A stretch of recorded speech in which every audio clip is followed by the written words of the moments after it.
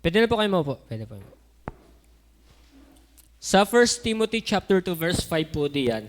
Meron pong ipinapakilala ang ating apostol na si Pablo.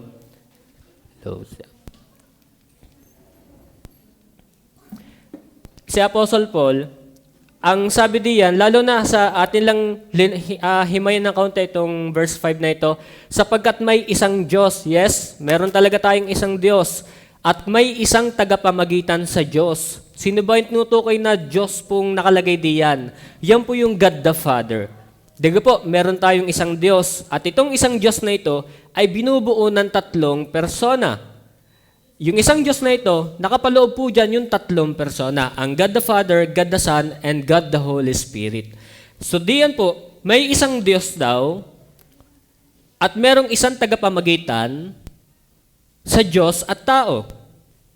Pinangalanan po kung sino yung tagapamagitan. Si Kristo Jesus daw po yun. Pero atin pong i-define, since God is able to come on our behalf, tapos may open and close parenthesis, mediator, atin pong i-define muna yung mediator. Pag sinabi pong mediator, the one who intervenes between two in order to restore peace or make peace.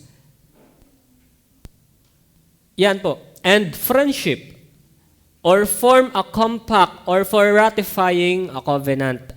Parang ganito, for example, ang iyong tatay at ang iyong inay magkagalit. So para sila'y magkabati, kailangan merong may gigitna para itay, mag-sorry ka na kay inay. Inay, kausapin mo na si itay. So merong namamagitan. So ganun din po ang sistema. Ang God the Father ay galit sa atin. Bakit? Dahil ang ating kasalanan. Ngayon, tayo naman mga tao, enjoy na enjoy sa ating kasalanan at tayo ay nagwa-wonder, bakit nga ba galit ang Diyos sa akin? Ako na may nakakagawa ng mabuti sa akala natin. Nag-iisip tayo, bakit nga ba ang Diyos ay galit sa akin?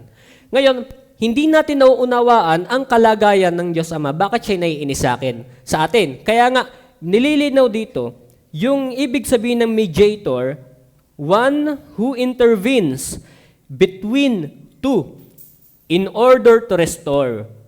So yung loving relationship na nawala noon, ang gusto ni Jesus Christ ay i-restore. At lilinawin natin tingnan niyo po ang ginamit, mediator. Yung mediator po ay panglalaki.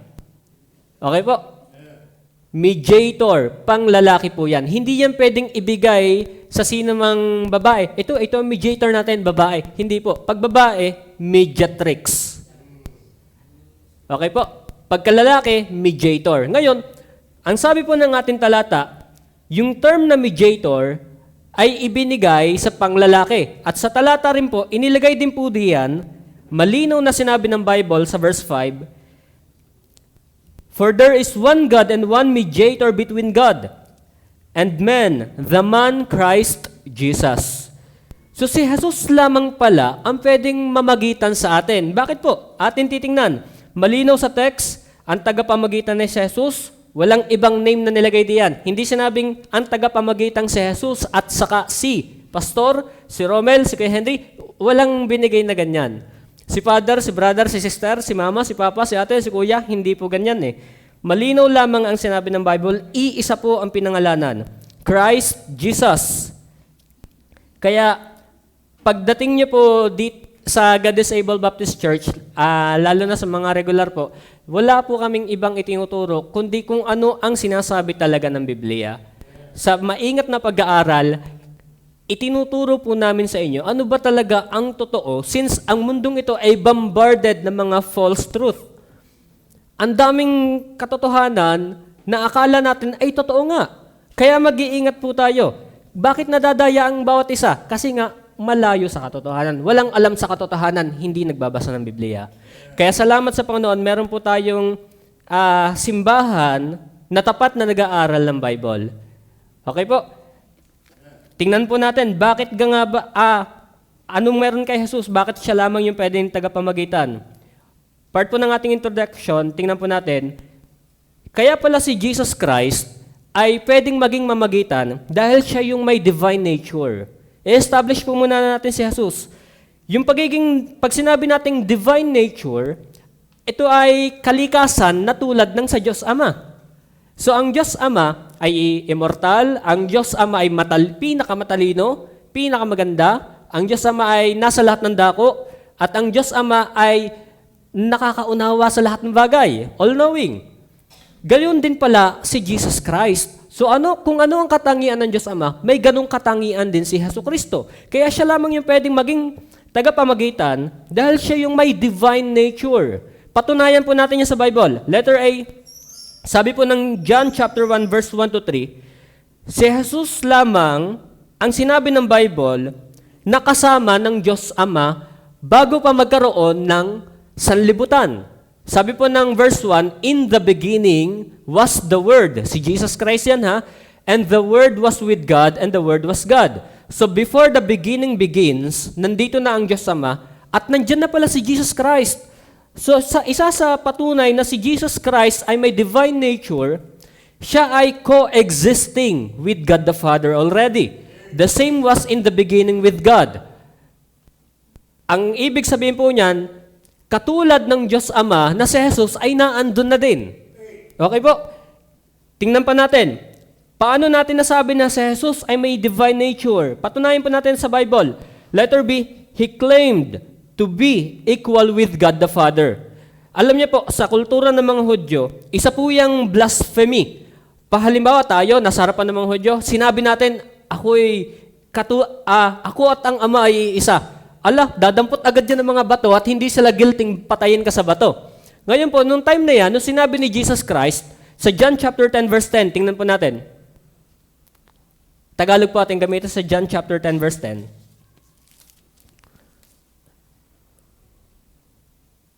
Ayun ba yun? I and the Father are one. John 10:30. Tingnan po natin John chapter 10 verse 30. Hindi pala. 31. Yan. 10:31. John. Ang sa English po, I and my Father are one. Sa Tagalog po, ating gamitin sa Tagalog. Ang sa Tagalog po nakalagay dyan, ako at ang Ama ay iisa. Ngayon, nung sinabi po yan ni Jesus Christ, sa harapan ng leader ng mga simbahan, tatandaan niyo po, halimbawa kayo ang leader ng mga simbahan, tapos sinabi ko na ako at ang Ama ay iisa, sila ay lalayo at kukuha ng mga bato, babatuhin ka hanggang sa ikaw ay mamatay. Bakit po? Kasi po, batas ng mga Hudyo, walang sino man pwedeng pumantay sa Diyos Ama. Kaya nga po, nililinaw natin bakit malakas ang loob ni Jesus na sabihin na ako at ang Ama ay iisa. Ibig sabihin, iisa sa kapangyarihan, magkapantay. Iisa sa karunungan, magkapantay. Iisa sa lahat ng bagay sa paglikha, magkapantay. Nung napag-unawayan ng mga leader ng simbahan, babatuhin nila si Jesus Christ at gusto nilang patayin si Jesus. Bakit? Isa yung kapusungan. Pero bakit nga malakas ang loob ni Jesus? Kasi alam niya sa kanyang sarili at kilalang kilala niya ang Diyos Ama kasi noon pa man magkasama na sila. Kaya nga, bakit si Jesus? Kasi si Jesus lamang ang nag-exist kasama na ng Ama at yung pagiging pantay niya sa Diyos Ama ay kanya ring kinalaim. I and the Father are one. Letter C. Patunayan pa po natin na may divine nature si Jesus Christ. Sa John chapter 20 verse 26 to 29, inangkin ni Jesus yung title na Lord. Panginoon. Sa kultura din ng mga Hudyo, pagka ang title na Lord ay ibinigay, tinanggap mo, papatayin ka din nila. Pero sa tagpong ito, nung sinabi ni Thomas, sa verse 26, and after 8 days, again, his disciples were within, and Thomas with them. Then Jesus came, the doors being shut, and stood in the midst, and said, Peace be unto you. Then he saith to Thomas, Reach here your finger, and behold your hand, and reach here your hand, and thrust it into my side, and be not faithless, but believing. And Thomas answered and said unto him, My Lord and my God. Hindi yan pwedeng angkinin ng sino man kasi alam nila na sila ay lalabag sa kautusan, lalabag sa batas. Pero tingnan niyo po ang response ni Jesus Christ sa verse 30. Tingnan po natin ang sagot ni Jesus Christ sa verse 30 ng John. And many other signs truly did Jesus in the presence of his disciples, which are not written in this book. Tuloy nga po natin.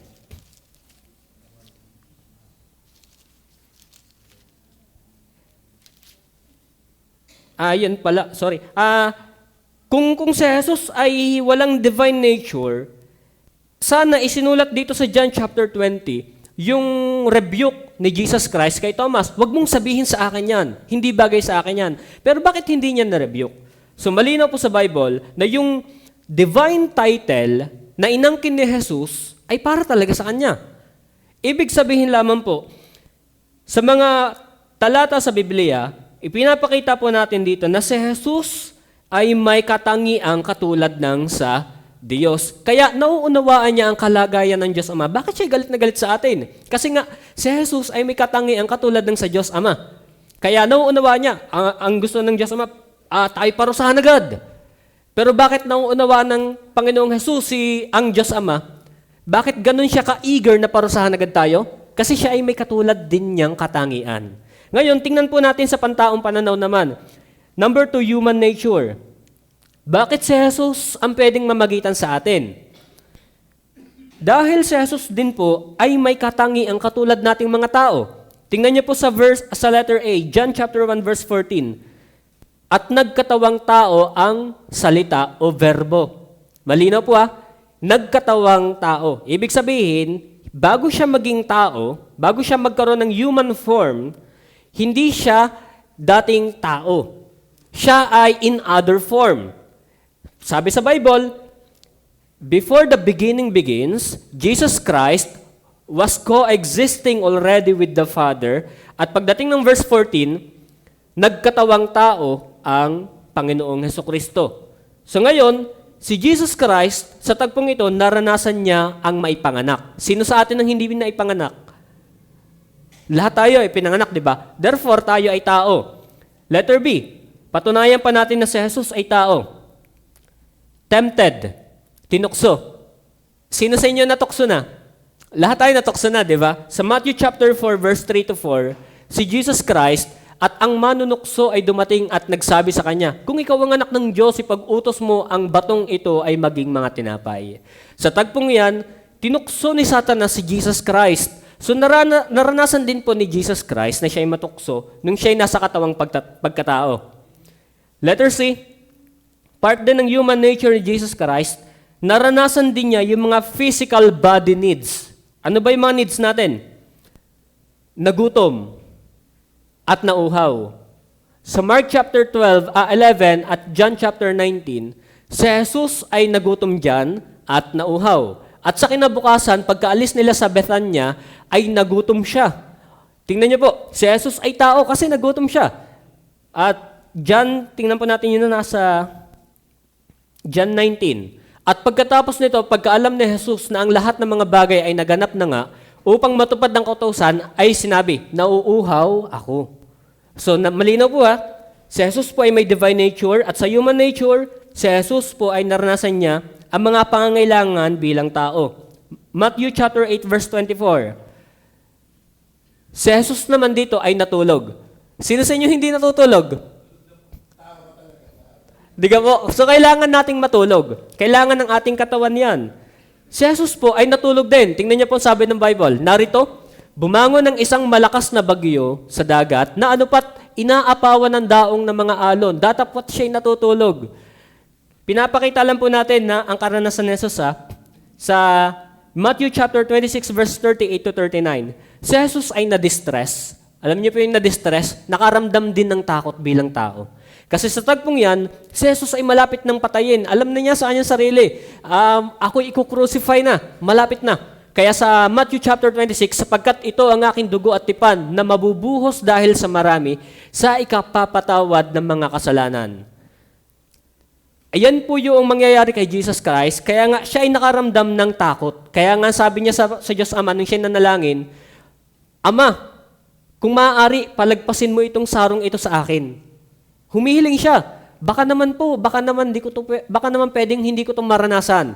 Kasi nga grabe yung gravity ng experience na mararanasan niya diyan ay hindi beyond imagination natin mga tao. So at dito po, God is able to mediate us to come on our behalf through Jesus Christ dahil si Jesus Christ po yung may divine nature na nakakaunawa ng 100% sa Diyos Ama. Bakit galit na galit sa atin? At nauunawaan din naman tayo ni Jesus, bakit tayo ay mahihina?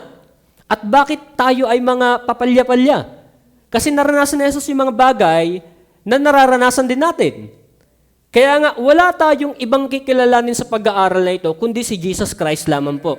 Kaya nga, sa mediator natin, ang ibinigay po ng Bible ay si Jesus Christ po. Okay po? Walang sino mang tao, hindi kung sino mang santo. Si Jesus Christ ang sinasabi ng Bible. Ngayon po, tingnan natin naman, ano pang mas malalim na dahilan? Bakit kaya pa tayo ni Jesus dalhin sa Diyos Ama? Christ can able to come on our behalf because, number one, sa pag-aaral po namin sa Bible School, Christ impeccability. When we say impeccability, ito yung free from error. Pag sinabing free from error, hindi pwedeng magkamali. Sa atin, tayo, bilang tao, tayo free din yan Free magkamali tayo. Pero si Jesus Christ, capable. Kaya ni Jesus ang hindi magkasala. Kayang-kaya ni Jesus Christ ang hindi magkasala. So, pag sinabi nating impeccability, Jesus Christ is capable of not sinning. At ito pa, sa madaling sabi, sa impeccability of Jesus Christ, wala siyang kasalanan. Tingnan pa po natin ang mga patunay po sa Biblia. Hebrews chapter 4 verse 15. Sapagkat tayong walang isang dakilang saserdote na hindi maaaring mahabag sa ating kahinaan, kundi isa na tinukso sa lahat ng mga paraan, gaya rin naman natin. Tingnan niyo po basahin niyo nga po yung gayon hanggang sa huli. Ready? Read. So malinaw po sa Bible, kaya ni Jesus Christ na hindi magkasala at sabi po ng verse 15, gayon may walang kasalanan. 2 Corinthians chapter 5 verse 21. Yaong hindi nakakilala ng kasalanan. Tingnan niyo po si Jesus Christ daw from birth hanggang siya ay mamatay, hindi nakakilala ng kasalanan. Yaong hindi nakakilala ng kasalanan ay kanyang inaring may sala dahil sa atin. 1 Peter chapter 2 verse 22. Na siya'y hindi nagkasala. Tingnan niyo pa, hindi nagkasala sa Jesus o kinasumpungan man ng daya ang kanyang bibig. Kaya nga po mga kapatid, atin pong inililinaw, base po sa katotohanan na nakasulat sa Biblia, na si Jesus Christ ay kaya kanyang ipamagitan sa Diyos Amang galit dahil sa iyong kasalanan. Dahil si Jesus, yung walang kasalanan. In compare sa atin, tingnan niyo pa, isa pa pala, pinatotohanan din ni Poncio Pilato na si Jesus ay walang kasalanan. Nung nasa judgment si Jesus Christ, nasa trial, ang sabi ng Luke chapter 23 verse 4, at sinabi ni Pilato sa mga pangulong saserdote at sa karamihan, wala akong masumpungang kasalanan sa taong ito. So malinaw po sa Bible na si Jesus talaga ay walang kasalanan from birth up to His crucifixion. Kaya tayo naman bilang tao, sa kabaligtaran, 100% purely human being, isang nature na hindi natin kaya yung hindi magkasala. Si Jesus kayang hindi magkasala. Tayo, araw-araw tayo nagkakasala. Minu-minuto, segundo. Patunayan po natin, Romans chapter 3 verse 23, for all. Pag sinabing all, kasali kayo, kasali tayo. All have sinned and come short to the glory of God. Genesis chapter 6 verse 5. At nakita ng Diyos na ang kasalanan ng tao ay mabigat sa lupa. Tingnan niyo po tumingin ang Diyos at nakita niya ang kasalanan ay mabigat. At ang laman ng puso natin, ang pag-iisip ng ating mga puso ay kasamaan palagi. So ang puso mo ay nag-iisip palagi yan ng kasamaan. Mark chapter 7 verse 20 to 21, mula sa loob, mula sa puso natin, lumalabas lahat ng kasalanan. At ito yung nakakahawa sa tao. Anong kasalanan yon? Pagpatay, pakikapid, pangangalunya, lahat ng mga bagay na masama. ay nagsisimula yan sa loob natin, sa ating puso. Maging si Apostle Paul. Aminado si Paul in Romans chapter 7 verse 15. Sabi ni Pablo, "For in me, sa aking sarili, walang tumitirang mabuti." Kaya ano po ang ipinapakita natin dito? What I'm stressing to you guys is kilalanin natin at tanggapin natin ating sarili, yung ating na tayo ay incapable na gumawa ng mabuti. Wala naman talaga tayong mabuting nagagawa in the first place. Dahil simula nung bumagsak ang tao sa kasalanan, antok muna ng ating isip, Romans chapter 8, ang carnal mind ay hindi magpapasakop sa kautusan ng Diyos. Kaya nga ang utos ng Diyos, ang tingin natin ay negatibo. Kasi ang isip natin ay polluted na ng kasalanan. Kaya nga, pagka dumating ang 10 utos, wala tayong intensyon talagang sundin ito. Ang intensyon natin, gagawa ako ng magpapasaya sa akin. Aminado si Paul doon. Tanggapin mo lamang sa iyong sarili na ganito ka talaga. Hindi mo kaya sa iyong sarili. In Isaiah chapter 64, kung magsasabi man kayo, I can do good works, kaya akong gumawa ng mabuti. Yan ang bukang bibig ng mga tao eh. In chapter 64 ng Isaiah, "For our righteousness is as filthy rags, basahang madumi. Gayaan ikinumpir ng ating Diyos ang ating mga inaakalang mabuting gawa." Sasabihin na nga lamang ng Diyos, mabuting yung ginawa. Hindi eh. Ang sabi ng Diyos, ang iyong mabuting gawa ay parang basahang madumi. Sa madaling sabi, unacceptable. Hindi mo kaya sa iyong sarili. Kaya nga si Jesus Christ ay nagkatawang tao na hindi siya magkakasala. He is impeccable. Bakit po? Dahil dadalhin niya ang iyong kasalanan. Kaya nga salamat sa Panginoon, ang ating Panginoong Jesucristo ay walang kasalanan. Bakit po? Kung si Jesus Christ ay may kasalanan, halimbawa, ito ang kasalanan ko. Pastor, tanggapin niyo nga po. Na kanino ang kasalanan ko? Na kay pastor na. Ganon din po. Hindi pwedeng tanggapin ni pastor ang kasalanan ko kung siya mismo ay may dinadalang kasalanan sa kanyang sarili. So ganon din po. Hindi pwedeng dalhin ni Jesus Christ ang ating kasalanan kung siya mismo ay may kasalanan. But, praise be to God, si Jesus Christ, nagkatawang tao, na kaya niyang hindi magkasala. Kaya niyang maging free sa kasalanan. Kaya nga nililinaw natin, wala kayong ibang lalapitan o tatawagan sa inyong dalangin kundi si Jesus Christ lamang because He is capable of not sinning. Dahil hindi pwedeng magdala ang sino man ng may kasalanan dahil babayadan din niya ang kanya sarili. Hindi ganun eh. Ang nangyari ay ganito. Kinuha niya ang kasalanan natin at yung kasalanan natin ay nasa kanya na. Ngayon, ang tingin ng Diyos Ama kay Jesus Christ, siya yung nagmukhang makasalanan ng dahil sa atin. Atin pong pinapakita lamang na anong meron kay Jesus, bakit siya yung pwedeng mamagitan sa atin? Kasi siya yung pwedeng kumuha ng ating kasalanan, hindi po si Mary. I respect Mary, but lagi po naming nililinaw, Mary said, even in herself, "My Lord and my God." Umaasa din siya sa Diyos. We respect Mary and we respect yung mga saints na inaakala natin. Pero lagi din po naming nililinaw na hindi nila pwedeng dalhin ang ating mga dalangin. Hindi rin nila pwedeng dalhin ang ating mga kasalanan kasi sila bilang tao, malinaw sa Bible, for all have sinned. Have sinned. Ito pa matindi, come short to the glory of God.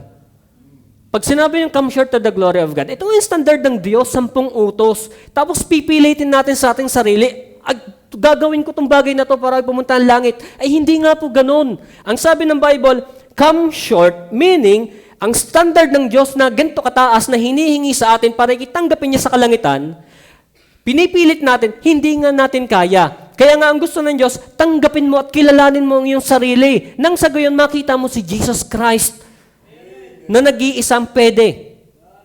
Kaya nga, in Christ's impeccability, ipinapakita natin, merong pwedeng mamagitan sa atin dahil siya yung pwede lamang magdala ng ating kasalanan, siya mismo ay walang dadalhin sa kanyang sarili. Kukunin niya ang kasalanan mo only if you believe. Kaya salamat sa Panginoon, Jesus Christ can, dahil siya yung malinaw sa Bible na pinapakilalang walang kasalanan. Okay po? Number 2, God is able to come on our behalf because Christ satisfactory work. Pag sinabi po natin satisfactory work, alam niyo po yung magpapasa ka ng project, very good ang inyong teacher. Very good. Sino sa ito, mga estudyante, portfolio, minsan ang comment ng mga teacher, is this a scratch? Naranasan ko yan, nagpasa ako ng essay kay Ma'am Parza. Sabi ng Ma'am Parza, may note, kulay red. Is this a scratch? Diba? So, hindi very good. Ganun tayo eh. We try to comply sa requirement ng ating Panginoong Diyos, pero the result ay hindi acceptable. Kaya nga dito, very good ang ginawa ni Jesus Christ sa requirement ng God the Father para lamang siya ay matuwa sa atin. Paano yun nag-work? Hebrews chapter 10 verse 14. Tingnan po natin. Sapagkat sa pamamagitan ng isang paghahandog. Ano po yung paghahandog na ginawa ni Jesus? Nung kinuha niya ang kasalanan natin, nung siya'y namatay sa krus, inilibing, nabuhay na maguli, yun yung paghahandog ni Jesus, ay kanyang pinasakdal magpakailanman ang mga pinapaging banal. Romans chapter 3, verse 24 to 25. Sapagkat ang lahat ay nagkasala nga at hindi nakabot sa kaluwalhatian ng Diyos. 24. Palibhasa'y inaring ganap na walang bayad sa kanyang biyaya sa pamagitan ng pagtubos na nasa kay Kristo Jesus, na siyang inilagay ng Diyos maging pampalubag loob sa pamagitan ng pananampalataya sa kanyang dugo, upang maipakilala ang kanyang katuwiran dahil sa hindi pagpansin sa mga kasalanan na nagawa ng nagdaang panahon sa pagpapahinuhod ng Diyos. 1 John chapter 2 verse 2. At siya ang pampalubag loob sa ating mga kasalanan, at hindi lamang sa ating mga kasalanan, kundi sa buong sanglibutan din naman. Isaiah 53:11. Siya'y makikita ng pagdaramdam ng kanyang kaluluwa at masisiyahan sa pamagitan ng kanyang kaalaman, ay aariing ganap ng aking matuwid na lingkod ang marami at dadalhin niya ang kanilang mga kasalanan. Colossians chapter 2, verse 13 and 14. At nang kayo'y mga patay dahil sa inyong kasalanan at sa di pagtutuli ng inyong laman ay kanilang binuhay kayo na kalakip niya, na ipinatawad sa atin ang ating lahat ng mga kasalanan, na pinawi ang usapang nasusulat sa mga palatuntunan laban sa atin, na hindi na naaayon sa atin. At ito'y kanyang inalis na ipinako sa krus. Ano po ang ating pinapakita diyan? Nung tayo ay tinubos ni Jesus, ang sabi ng Diyos, nalugod ang Diyos na parusahan si Jesus Christ dahil walang ibang magpapalubag ng kanyang loob. Walang ibang makakakomply sa kanyang perfect standard at walang ibang magpapangiti sa kanya, magpapakalma sa kanya. Bakit ka kailangan pakalmahin ng Diyos? Kasi nga galit dahil sa ating kasalanan. Kundi si Jesus Christ lamang. Na-satisfy yung galit ng Diyos tungo sa atin. Parang ganito, galit ako sa iyo, pero pag binigyan mo ako ng favorite kong pagkain, yung galit ko, nawawala. Di ba? Ganun ang ideya eh. Kumakalma ang galit ng Diyos sa atin dahil inangkin na ni Jesus at binayadan na ni Jesus Christ yung kasalanan na nagiging dahilan bakit ang Diyos ang may galit na galit tungo sa atin. So yung satisfying work ni Jesus Christ ay hindi kayang ibigay ni numan. Hindi kayang ibigay ng ating mga magulang. Ang kaya lamang magbigay ay si Jesus Christ. Kaya nga lagi namin pinapakita po sa inyo, walang ibang pwedeng magligtas sa atin kundi si Jesus lamang din po. At dahil walang ibang nagpakalma o nagpasatisfy, nagpakalma, nagpalubag ng galit na damdamin ng Diyos nang dahil sa atin. Si Jesus lamang po yan. Pero, nung dinala niya lamang ang ating kasalanan. Number 3, Christ can come on our behalf because last of Christ's victory. Ito ang assuring naman para sa atin. Kaya ang salamat sa Panginoon, ito yung resibo. Ito naman yung resibo ng kanyang ginawa. Tayo, pagka nabili sa Alphamart, may receipt na binibigay sa atin. Ngayon, para masabi na totoo, yung satisfying work ni Jesus Christ, nagbangong mag-uli o nagtagumpay na mag-uli si Jesus Christ sa kasalanan at sa kamatayan. The very receipt of this resurrection, yung kanyang katagumpayan, lalong assuring na kaya ni Jesus na immediate tayo sa ating Diyos Ama dahil nagtagumpay si Jesus. Kaya nga sabi nagkatawang tao, namatay nang dahil sa ating kasalanan at umakyat sa langit, kaya nga ang iyong dalangin in Jesus' name. Ama, nanalangin to, katabi na isang kulbit lang. Ano yung Diyos Ama? Ama, nagpe-pray to, isang kulbit lang. Sino ba ang katabi ng Diyos Ama? Si Mary ba? Yung butas ng kamay na sino nga yun? Padre Pio? Si San Lorenzo ba? Sino ang katabi ng Ama? Anong sabi ng Bible? Namatay, inilibing, umakyat sa langit, naupo sa kanan ng Ama. Ngayon, sino ang pwedeng magsabi sa Diyos Ama ng ating mga dalangin? Si Jesus Christ. John chapter 14 verse 6, sinabi sa kanila ni Jesus, ako ang daan, ang katotohanan, at ang buhay. Walang makaparoroon sa Ama kundi sa pamamagitan ko. At 1 Corinthians chapter 15 verse 55 to 56, saan naroon o kamatayan ng iyong pagtatagumpay? Saan naroon o kamatayan ng iyong tibo? Ang tibo ng kamatayan ay ang kasalanan, ang kapangyarihan ng kasalanan ay ang kautusan. Kinakausap ni Pablo ang kasalanan as if it was a person. Kaya nga parang minamak ni Pablo minamaliit, kinukutya ni Pablo ang kasalanan. Kasalanan at kamatayan. Nasaan ang iyong kapangyarihan? Nagtagumpay ang aking Panginoong Jesus. Kaya nga nililinaw po, pwede, at He is 100% able na ilapit tayo, yung ating mga concern sa Diyos, yung ating condition dito bilang tao, kayang-kaya ni Jesus Christ dahil nagtagumpay siya sa kasalanan at kamatayan. Kaya salamat sa Panginoon, ang ating Panginoong Jesus na tagapamagitan, nauunawaan niya ang Diyos Ama at nauunawaan niya tayo. Hebrews chapter 4, ang sabi? Yung unang 4:15, Hebrews chapter 4 verse 15, ang sabi po, in all points.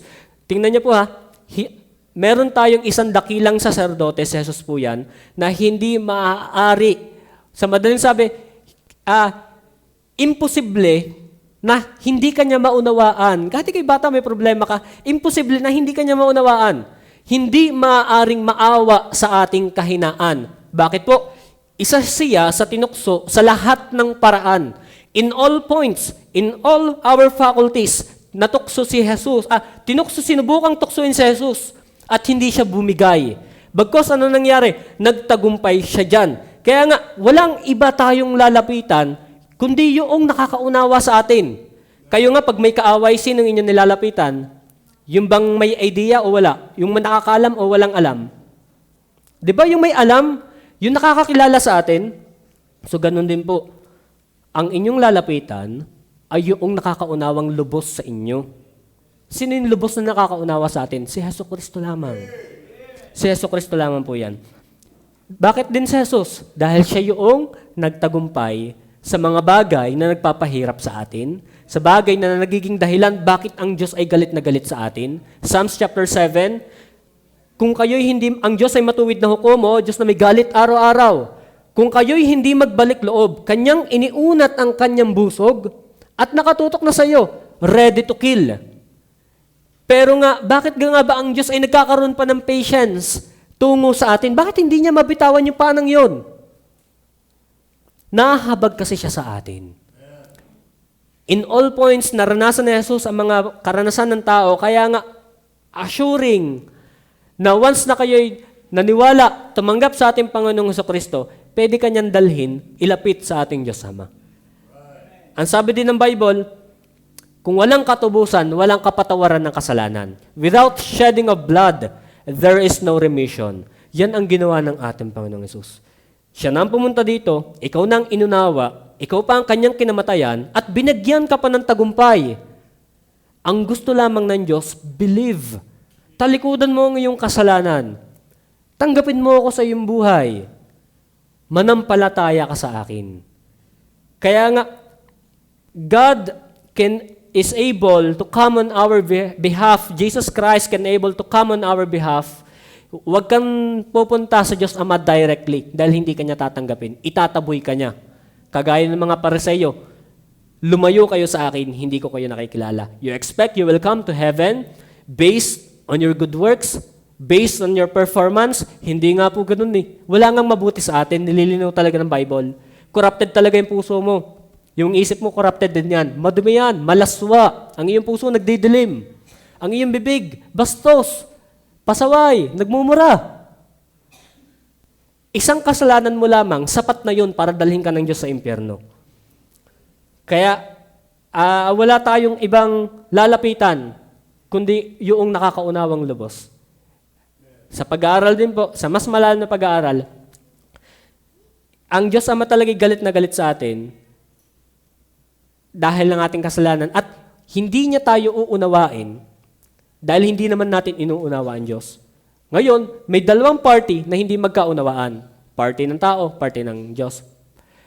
Two parties, baka mapagkamali yung Bisaya, parte ng tao at parte ng Diyos.